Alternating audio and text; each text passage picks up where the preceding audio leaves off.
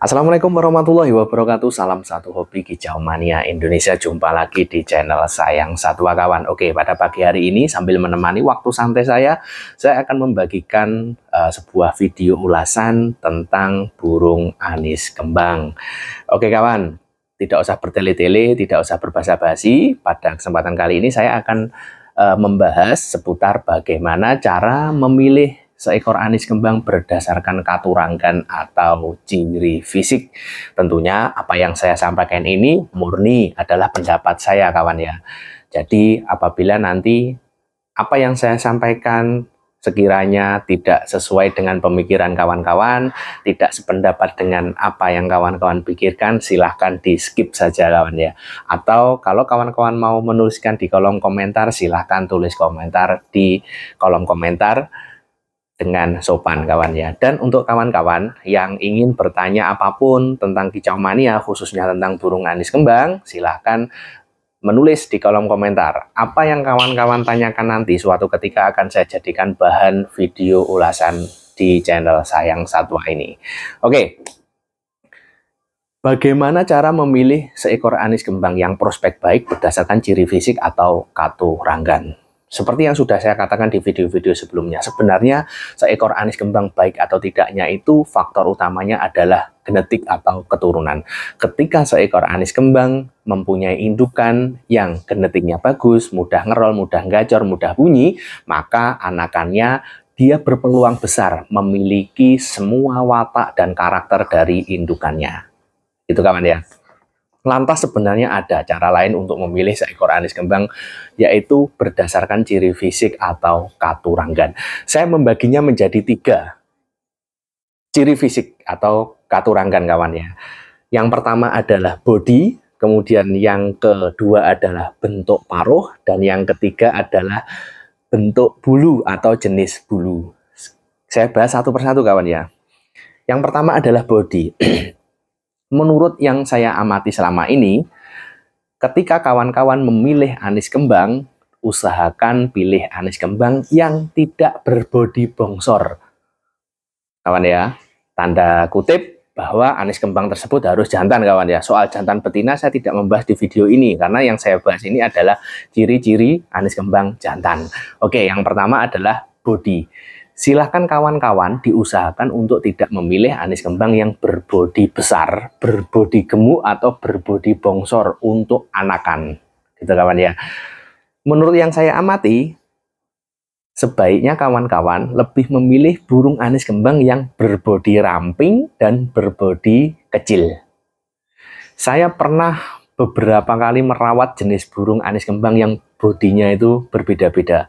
Berbodi kecil pernah, berbodi bongsor atau bebek juga pernah, kayak gagah gitu. Itu juga pernah.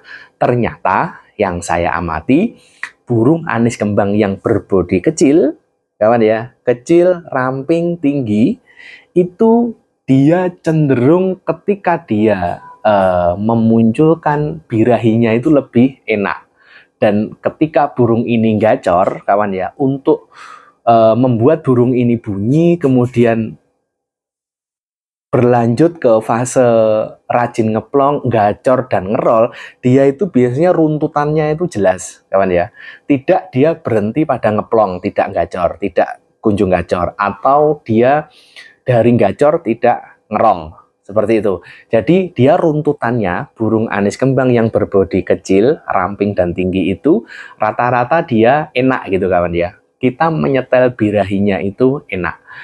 Sebaliknya, saya pernah merawat beberapa kali, tidak satu kali, merawat burung anis kembang yang berbodi tegap gitu kawan ya. Bebek, kayak dari ciri bodi itu kita tampak itu menyenangkan kawan ya. Tapi ternyata burung yang jenis seperti itu, menurut yang saya amati kawan ya, lagi-lagi ini hanya murni pendapat saya. Burung yang model seperti itu kita itu menyetel birahinya itu saya itu seperti kesulitan gitu. Apakah mungkin karena saya tidak tahu, kurang pengalaman, kurang ilmu, saya juga tidak tahu. Tapi berdasarkan apa yang saya bedakan, lebih enak kita menyetel birahi burung anis kembang yang berbodi kecil, ramping, dan agak tinggi daripada anis kembang yang berbodi tegap, bongsor, bebek dan gagah. Seperti itu. Oke, itu adalah soal body kawan ya. Oke, menurut pendapat saya seperti itu. Kemudian soal paruh kawan ya, soal paruh. Silahkan kawan-kawan memilih trotolan anis kembang atau burung anis kembang yang berparuh tebal dan pokoknya paruhnya itu tampak kokoh gitu kawan ya, tidak tipis gitu. Menurut pengalaman saya, paruh anis kembang yang kokoh atau tebal itu mempunyai power atau mempunyai daya teriak yang kuat kawan ya. Jadi kalau soal paruh mungkin agak sulit kawan ya, apalagi untuk kawan-kawan yang masih pemula membedakan mana paruh jenis tebal atau mana paruh jenis tipis. Tapi nanti pasti ada perbedaan kawan ya. Jadi anis kembang itu ketika kawan-kawan mempunyai lebih dari 1 ekor atau lebih dari 3 ekor anis kembang, ketika masih anakan silahkan dijejer gitu ya. Pasti paruhnya berbeda-beda. Ada yang tipis panjang, pendek tebal, seperti itu kawan ya. Kalau saya lebih menyukai yang anis kembang yang berparuh tebal kawan ya, berparuh tebal. Itu yang kedua kawan ya. Kemudian yang ketiga, soal jenis bulu kawan ya. Saya lebih menyukai anis kembang yang berbulu tipis kawan ya, tidak berbulu tebal. Karena lagi-lagi soal pengalaman saya kawan ya, lagi-lagi soal pendapat saya juga, bahwa saya lebih enak menyetel atau lebih enak membuat burung anis kembang tersebut bunyi adalah ketika burung anis kembang tersebut berbulu tipis. Alasannya apa? Sebenarnya saya juga kurang memahami kenapa anis kembang yang berbulu tebal itu saya memiliki kesulitan untuk menyetel birahinya. Kalau soal bunyi sih bunyi sebenarnya kawan ya, sama-sama bunyinya.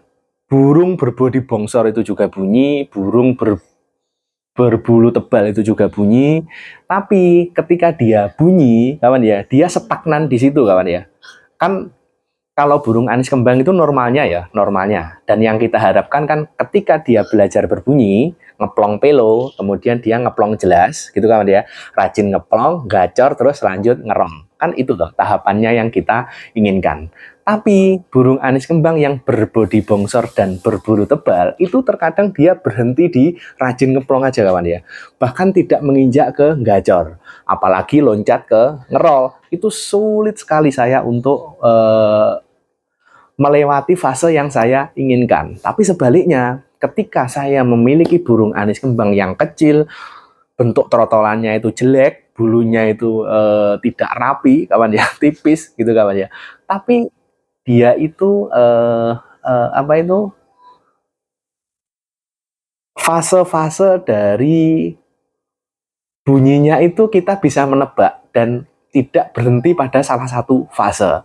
Ketika dia ngeplong pelo, pasti akan lanjut ke ngeplong jelas. Pasti sebentar lagi akan lanjut ke rajin ngeplong, gacor, kemudian akan ngerong. Seperti itu. Dan tahapannya itu bisa ditebak. Intinya lebih enak untuk menyetel birahi pada burung anis kembang tersebut. Tapi sebaliknya untuk burung anis kembang yang menurut saya itu berbodi tegap, bongsor, dari wajah itu tampan sekali, dari postur tubuh itu bagus sekali, ternyata burung yang sejenis itu lebih sulit untuk saya menyetel birahi dan menyetel bunyi dari burung anis kembang tersebut.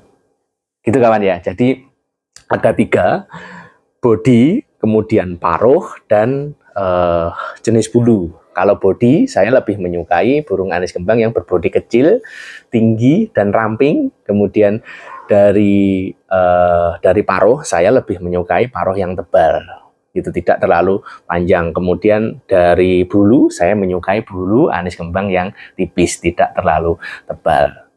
Oke kawan, lagi-lagi saya tekankan di sini, ini adalah murni pendapat saya, karena setiap manusia itu berhak mengutarakan pendapat kawan ya. Jadi kalau pendapat saya ini mungkin tidak cocok untuk kawan-kawan, saya mohon maaf yang sebesar-besarnya. Ini hanya konten edukasi saja. Silahkan ketika ada kawan-kawan yang merasa tidak cocok terhadap apa pendapat saya, wah itu salah itu pendapatnya itu. Saya itu bermain Anies Kembang sudah puluhan tahun, tidak seperti itu. Silahkan kalau berkenan bertulis di kolom komentar yang sopan gitu kawan ya. Tapi kalau tidak berkenan tolong dilewati, di skip saja gitu kawan ya. Ini adalah hanya konten edukasi. Oke, jangan lupa like, komen, dan subscribe kawan ya, agar channel ini semakin berkembang. Dan lagi-lagi saya semangat untuk membagikan video-video lain seputar kicau mania. Oke, saya ucapkan terima kasih untuk seluruh penonton saya, subscriber saya. Semoga channel ini akan semakin berkembang. Oke, salam satu hobi kicau mania Indonesia. Assalamualaikum warahmatullahi wabarakatuh.